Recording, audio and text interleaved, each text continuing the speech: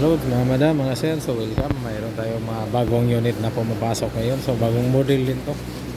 Ito yung model sa mga sasakyan na pumapasok natin mga Lods, mga madam, mga sir.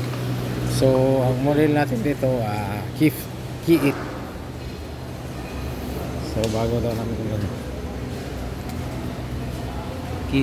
Ki-It. So bago to na model namin mga Lods. Kasi yung isang model namin dito, Ki-5. Ito siya, bago talaga to, bagong unit namin to. Ngayon lang kami nag-launch ng ganito na unit. Ayan. Ayan yung mukha niya mga Lods, ang ganda. Ayan. At saka ito yung makina niya.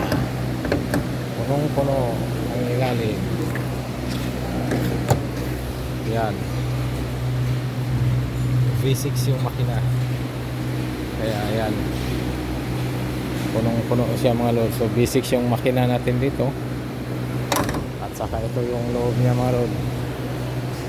Ang ganda ng loob nito. Yan. Ito yung panel niya mga Lods. Tapos ito na yung mga control niya dito. Yung sa mga shifter niya. Mayroon ng ilaw pagbukas sa dashboard niya. Ito yung control niya sa kilid. Napakalawak sa likod ng lapad ng sasakyan na ito mga Lods. So yan na yun. Yan na mga USB dyan, charger, kompleto na lahat mga Lods.